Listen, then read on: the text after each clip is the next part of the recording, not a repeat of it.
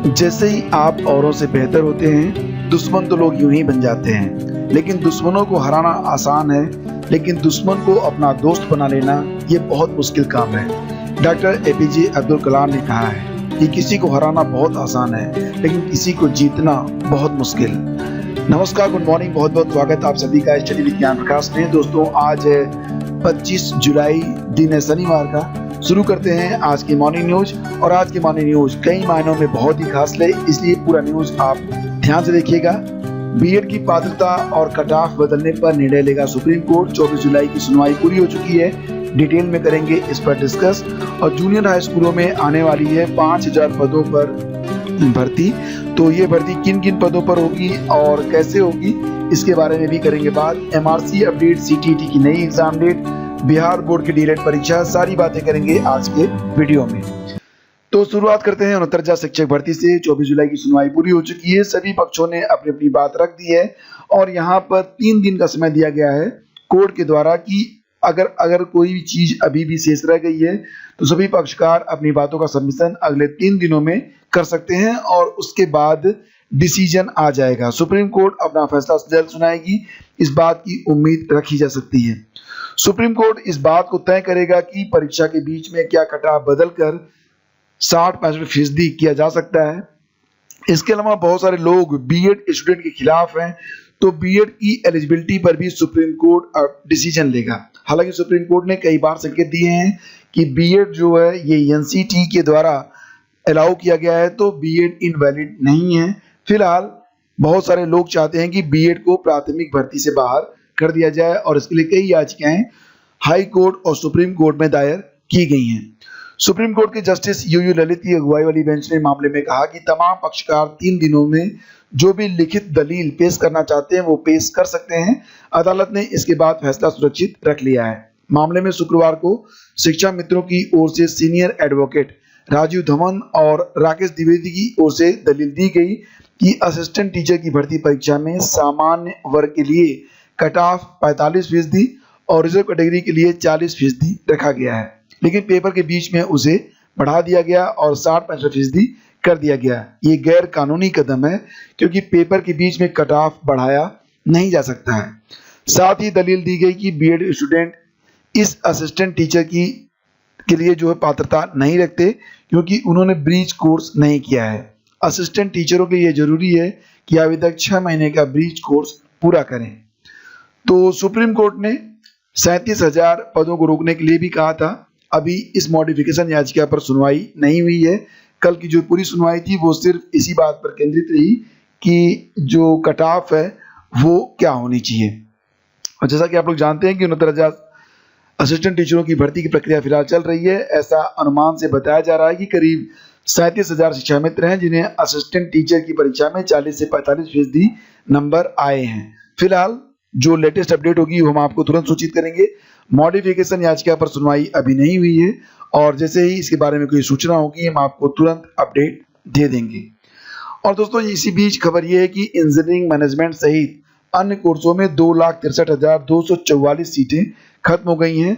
छात्रों की कमी से इस साल 179 तकनीकी कॉलेज बंद हुए हैं, जबकि 1386 ने नवीनीकरण का आवेदन नहीं किया है। मनमानी फीस व नियमों की अनदेखी कर 44 की मान्यता रद्द की गई है। ACIT यानी कि अखिल भारतीय तकनीकी शिक्षा परिषद ने इस साल इंजीनियरिंग मैनेजमेंट, फार्मेसी और अन्य प्रोग्राम में स्नातक, स्नातकोत्तर और डिप्लोमा के लिए सीट फाइनल कर ली है। AICTE शैक्षणिक सत्र 2020-21 में 9,791 तकनीकी कॉलेजों में कुल मिला के देखा जाए तो 30,88,512 सीटों पर दाखिला करेगी। तो कुल मिला के 2,60,000 जो सीटें हैं वो इंजीनियरिंग और मैनेजमेंट की थी, जो जिन्हें समाप्त कर दिया गया है।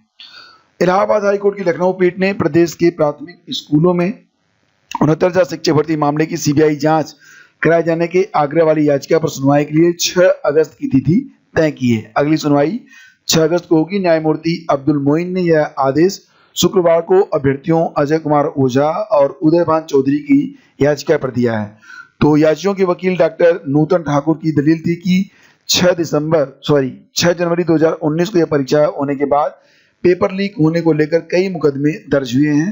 यही नहीं, परीक्षा के दिन ही पेपर लीक होने के संबंध में एक मुकदमा एसटीएफ ने हजरतगंज थाना लखनऊ और प्रयागराज के नैनी व कर्नलगंज और मिर्जापुर के महिला थाना में केंद्र अधीक्षकों द्वारा दर्ज कराया गया था। तो ये सारे जो मैटर हैं, इसको देखते हुए दलील ये दी गई कि व्यापक स्तर पर पेपर लीक होने के कारण परीक्षा निरस्त किए जाने के योग्य है। जूनियर हाई स्कूलों में शिक्षकों के 5000 पदों पर भर्ती जल्द होगी। लिखित परीक्षा से होगी ये भर्ती। जैसा कि आप लोग जानते हैं कि अब प्रदेश स्तर पर विज्ञापन जारी होगा और जो भी आपकी मेरिट बनेगी उसी के आधार पर आपकी नियुक्ति की जाएगी। लेकिन दोस्तों, यहाँ पर एक बड़ी बात और भी है कि एकेडमिक के भी जोड़े जाने की बात सामने अभी तक बताई जा रही है, क्योंकि जो पूरी प्रक्रिया है जिस तरीके से आप देख रहे होंगे 49,000 में चल रही है कि लिखित परीक्षा का 60%, उसके बाद एकेडमिक भी इसमें जोड़ा जाता है। तो उसी प्रकार की प्रक्रिया यानी कि उसी प्रकार से मेरिट बनाए जाने की सूचना यहाँ पर मिल रही है। लेकिन मैं यहाँ पर एक बात रखना चाहूँगा कि जूनियर हाई स्कूल में ये जो भर्ती होने वाली है उसमें से एकेडमिक को हटा दिया जाता और सीधे सीधे सिर्फ एक परीक्षा के आधार पर अगर फाइनल मेरिट बनाई जाती तो ये अभ्यर्थियों के लिए काफ़ी अच्छा रहता, क्योंकि इससे ये पता चल जाता कि वर्तमान में अभ्यर्थी कितना तैयार है। और इस संबंध में प्रदेश भर के कुल 3049 सहायता प्राप्त स्कूलों से रिक्त पदों की संख्या आ गई है। उत्तर प्रदेश शिक्षा सेवा चयन आयोग के गठन के बाद सबसे पहले यही भर्तियां पूरी की जाएंगी, यानी कि आपको अभी कुछ समय का इंतजार करना होगा। हालांकि सेवा चयन आयोग का गठन तेजी से किया जा रहा है और उसके बारे में जो फॉर्मेलिटीज है वो पूरी हो रही हैं। तो अभी आपके पास जो भी समय है, देखिए भर्ती तो आएगी, ये बात निश्चित है, क्योंकि अध्यापकों के पद हैं तो रिक्त नहीं रह सकते हैं। समय लग सकता है ड्यू टू जो ये महामारी चल रही है उसके कारण भी, और अभी शिक्षा सेवा चयन आयोग का गठन नहीं हुआ, तो इसमें भी मिला जुला के अभी मुझे लगता है कि कम से कम 2-3 महीने का समय लग सकता है भर्ती के आने में। लेकिन ये 3 महीने की भर्ती में जो सिलेबस है वो काफ़ी ब्रॉड है। तो सिलेबस में आपको जीएस, रीजनिंग, मैथ, सामान्य विज्ञान और अपना विषय, ये चीजें आपको अभी से पढ़ते रहना चाहिए। ये चीजें निश्चित रूप से होंगी। इसके अलावा हो सकता है कि शिक्षक भर्ती परीक्षा की तरह बाल मनोविज्ञान और स्किल मैनेजमेंट वगैरह से जो टॉपिक होते हैं उससे भी क्वेश्चंस पूछे जाएं। लेकिन फिलहाल जो मेन टॉपिक है उस पर आप लोग फोकस करें और तैयारी को शुरू कर लें। आयोग का गठन अभी पूरा नहीं हुआ है। इसके गठन के बाद सहायता प्राप्त जूनियर हाई स्कूलों की भर्तियां शुरू हो जाएंगी। तो ये एक गुड न्यूज़ है आप सभी लोगों के लिए। तैयारी आप लोग कर दें, शुरू कर दें। और दोस्तों, एमआरसी मुद्दे पर अभी तक पटल पर कोई भी लेटेस्ट अपडेट नहीं है। आप लोगों ने कल कमेंट किया था कि एमआरसी पर क्या हुआ है इसके बारे में सूचित करें, तो एमआरसी पर अभी कोई भी न्यूज़ नहीं है। जैसे ही कोई सूचना मिलेगी आपको सूचित कर दिया जाएगा। और हमारे कुछ भाई इस चैनल पर भेदभाव का आरोप लगाते हैं। वो ये कहते हैं कि एमआरसी पर हम कोई भी अपडेट नहीं देते हैं। ऐसी कोई बात नहीं फ्रेंड्स, सभी स्टूडेंट्स मेरे लिए बिल्कुल बराबर हैं। भेदभाव का आरोप आप हम पर बिल्कुल नहीं लगा सकते। हम सभी को बिल्कुल समान रूप से इस चैनल का सदस्य मानते हैं और सभी के प्रति जो हमारी जिम्मेदारी है उसका निर्वहन हम करते हैं। तो जैसे ही कोई सूचना होती है किसी भी विभाग से संबंधित तो आप तक निष्पक्ष भाव से पहुंचा दी जाती है। इसलिए अपना सहयोग बनाए रखें, अपना विश्वास बनाए रखें। सीटेट की परीक्षा तिथि जो कि 5 जुलाई को होने वाली थी, लेकिन कोविड महामारी की वजह से ये परीक्षा स्थगित कर दी गई है। हालांकि जेईई मेन 2020, नीट 2020 की नई डेट्स आ चुकी हैं। एसएससी और यूपीएससी भी इस साल की भर्ती परीक्षाओं का नया कैलेंडर जारी कर चुके हैं, लेकिन सीटीईटी के लिए नई डेट अभी नहीं हुई है। अभ्यर्थी उम्मीद कर रहे हैं कि नई परीक्षा की डेट जल्दी जारी होगी। हालांकि अभी तक कोई भी डेट नहीं आई है। और बिहार के बारे में बात करें तो बिहार की डेट की जो परीक्षा होनी थी 10 अगस्त को, ये परीक्षा अब स्थगित कर दी गई है कोविड-19 की वजह से। और इसकी जानकारी सभी केंद्राधीक्षक, सभी जिलाधिकारी, जिला शिक्षा पदाधिकारी के द्वारा दी गई है। तो बोर्ड ने परीक्षा दूसरी बार स्थगित की है। इसके पहले परीक्षा 28 मार्च को थी और इस परीक्षा में कुल 1,08,000 उम्मीदवारों ने रजिस्ट्रेशन कराया था और परीक्षा की नई तारीखों की घोषणा जल्द होगी। 1,08,000 नहीं है, 1,80,000। ठीक है, तो जैसे ही कोई न्यूज़ मिलेगी हम आपको तुरंत अपडेट करेंगे। ये थी आज की सारी updates. Thank you so much for listening. और दोस्तों, अपना विश्वास बनाए रखिए, वीडियो को लाइक और शेयर करते रहिए। मिलेंगे आपसे अगले वीडियो में, तब तक के लिए आज्ञा दीजिए। नमस्कार, जय हिंद।